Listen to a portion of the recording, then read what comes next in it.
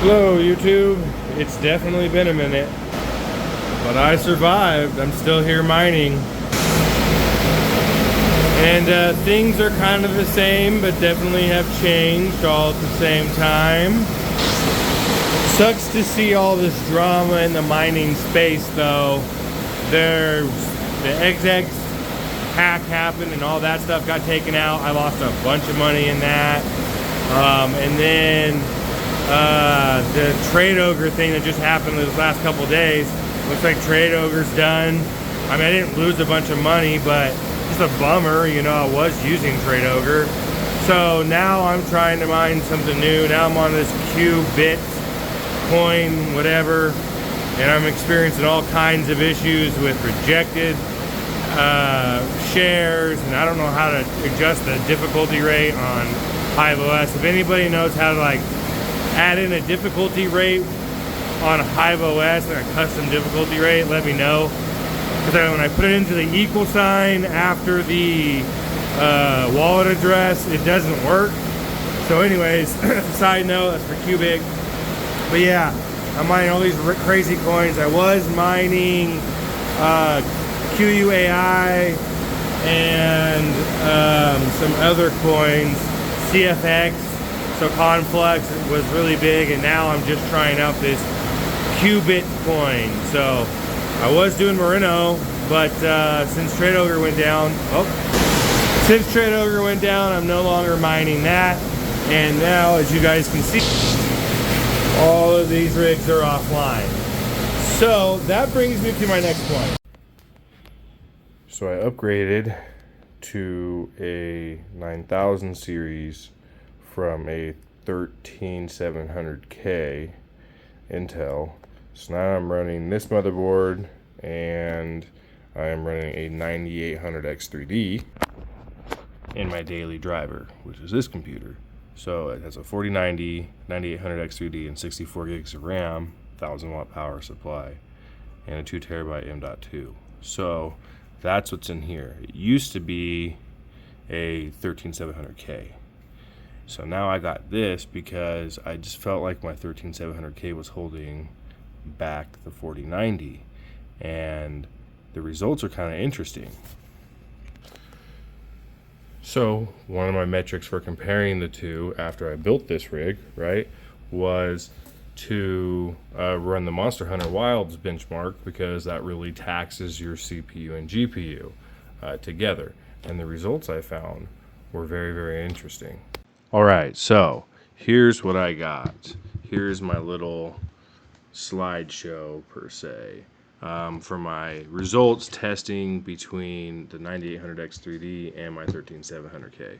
So in Monster Hunter's Wild, with no ray tracing on, you can see the 13700K gets 85.75 or 0.71 frames. The 9800X3D, on the other hand, gets 86.14 frames. So basically the same, within a margin of error. So not looking so good for the 9800X3D so far. Looking good for the 13700K. Remember, we're going up against the best gaming CPU in the world here. So now when you take ray tracing off, the 13700K bumps itself up to 86.42. Now that's a lot closer than what we just saw. If we take this and look at this, right, you can see these are really getting close now to each other. Now this is no ray tracing, this is ray tracing. So it's interesting that you get a bump with no ray tracing versus ray tracing on the CPU side. Ray tracing is not supposed to affect the CPU at all. So maybe it's just close enough for margin of error. So now, if you open up this one, now you can kind of start to see where the X3D starts to pull ahead. So now you can start seeing, okay, this is about a 6 frame difference now. A little bit more than a margin of error. you're starting to see about 10% difference. So the X3D starts picking up. I think this is because it has more headroom for DLSS and stuff like that. So this is just factory settings. You start up the benchmark and click start at your resolution in Ultra. So that's the first little difference there. Now if we go over to an older game like Ashes of Singularity, right? The 13700K gets 62 FPS, and the 9800 3D gets 68 FPS. So that's another jump, right? What is that? Basically 6 frames, 6.3 frames. So still staying consistent, staying about 6 frames ahead. And then if you come into these two, now this is Tomb Raider, Shadows of the Tomb Raider, and you can see right here the 13700K gets 269 frames with the GPU being 4% bound, versus the 9800X3D gets 348 frames versus it being 84% bound. So you have a lot more headroom here. You're talking, this is a huge difference in this workload. Now, my monitor, like for me, this makes no difference. I'm going to cap it at 120 FPS no matter what. But something I didn't take a screenshot of is Captain of Industry.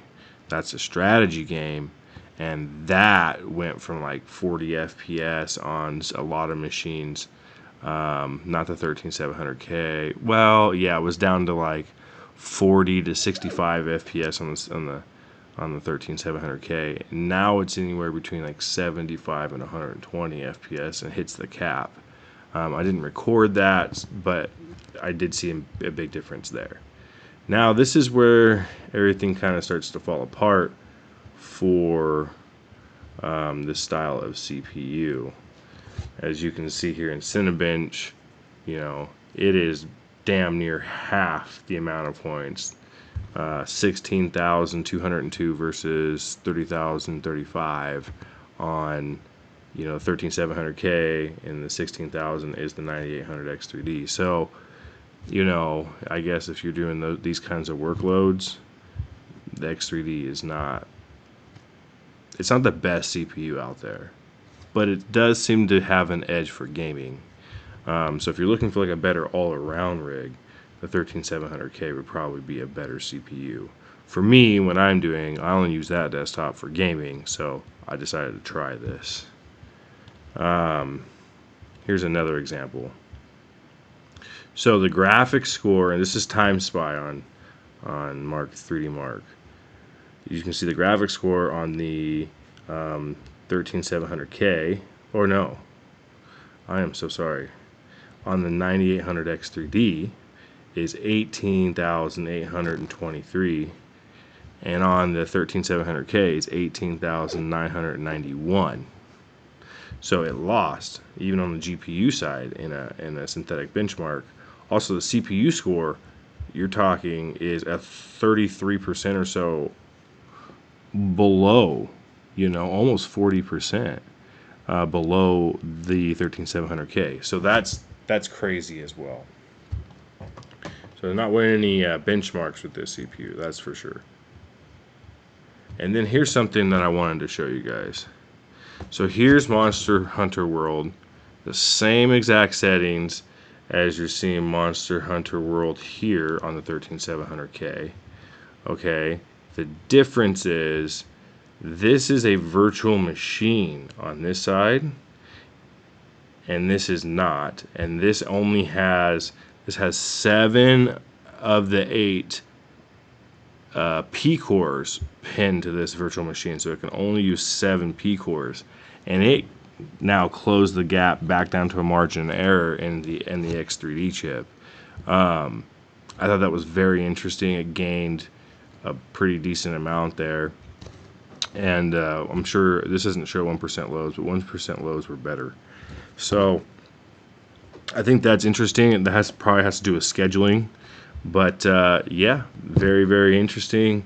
A lot closer in some areas than I thought.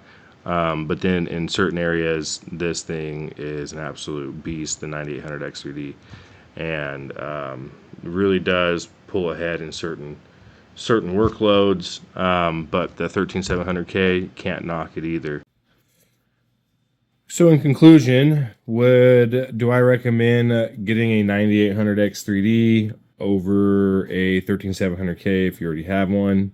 No. I recommend downloading Process Lasso if you have a 13700K and binding all of your games to P cores only. That will close the gap significantly. The places where the biggest difference shows is strategy games, and I didn't record any of that. It's kind of hard to record those since I don't have a benchmark and stuff in them. You have to like record playing and whatnot, but that's where like the biggest difference shines. But pinning the P cores gets very, very close. Like on this rig, I have a 4080 and a 4090, and this is my old 13700K with 64 gigs of RAM. And this runs at full 16. This runs at 4x, and I pin 4 P cores for this one, and that's what you guys saw, the benchmark at the very end of the 13700K. I just pinned 7 of the cores over for that exact benchmark. But in this scenario, this runs on 4, this runs on 3. I leave 1 open for overhead and all the E cores for other overhead stuff. And honestly, it is damn near the same performance I was getting on just running on Windows with nothing pinned. So on the 13700K, use Process Lasso and start pinning everything to those P cores. I think it'll be a big, big help. If you're into, just gaming, then definitely just start off buying a, 9800X3D chip or X3D chip if all you do is game and you don't need a, workhorse or anything else. So, till next time, guys.